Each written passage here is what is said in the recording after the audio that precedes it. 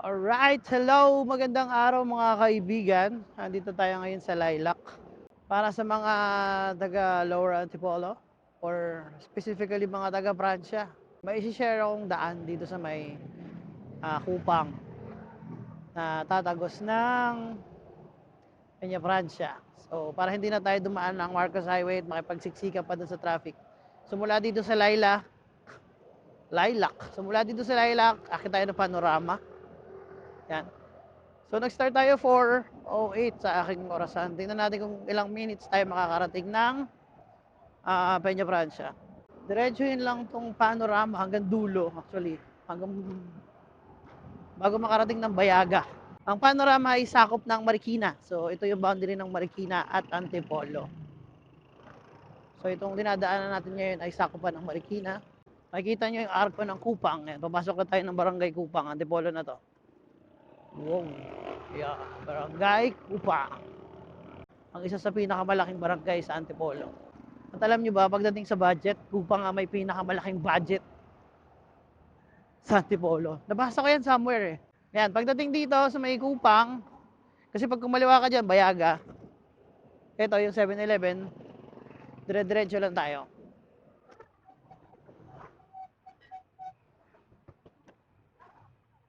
Palikong kalsada. Dito lang natin. Yan. Alam ko pag diniretso to yung Kupang Elementary ata yun. Hindi ako sure. Basta, ata, Kupang Elementary School yan. Ito, dito tayo sa may kanan.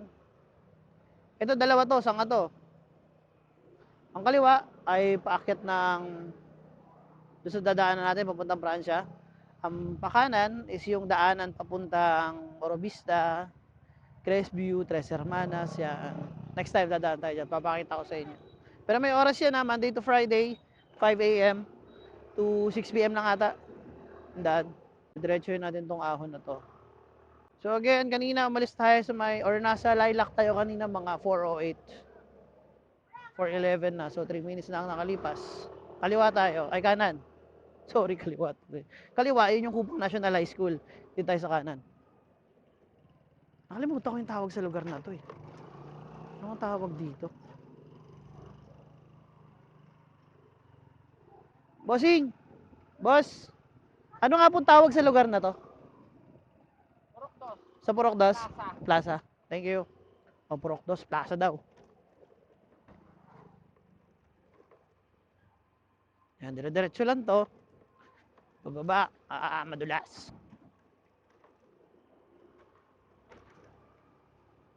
Ang kulit ng daanan dito kasi looban. Parang sa amin. Ayan. Sa dulo, kakanan tayo sa maliit na kalsada. So, pang motor lang talaga to.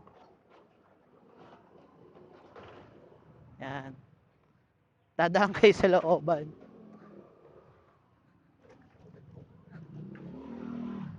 Ang tawag sa lugar na to, Purokdos pa rin kaya to. Yan. Tapos may dadaanan tayong basketball court. Okay na, kaysa naman mag-ano ka, highway ka na traffic, may kipagsiksikan ka pa. Pakikiraan po. Yan, dire-diretso lang to. Yan, sundan mo lang yung kalsada na maliit.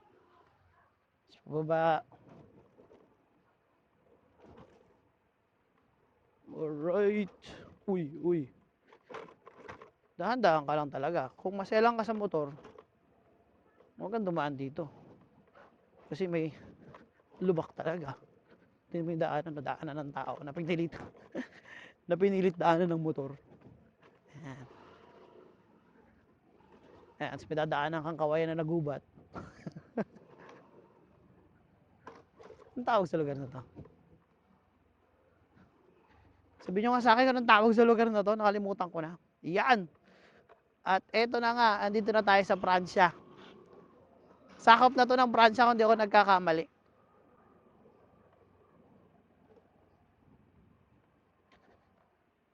Teka lang, para sure. Stop natin yung time kapag nandun na tayo sa may tres. Dun sa outpost, sa barangay outpost ng Proc 3. Upang. Paglabas mo dito, kanan and then kaliwa, ay barangay outpost, Sitio Spring Valley 2, Dulo Pride. Okay, sa may court, ito. Spring Valley to Dulo, Pride daw. Okay, Dulo, Pride daw. Yan. Ito.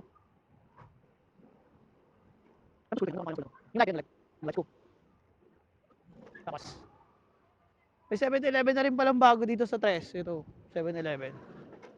So, hindi na namin kailangan umakyat pa ng kanto ng Pransya. Ayun na nga po, nandito na tayo sa Barangay Kupang Annex 1. So, 4:08 tayo umakyat kanina ng Panorama, 4:15. So, that's 7 minutes. 7 minutes lang.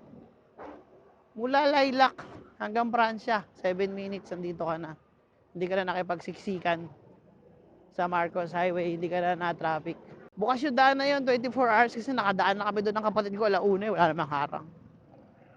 Yun lang, ingat. Ride safe. Let's go! Yeah!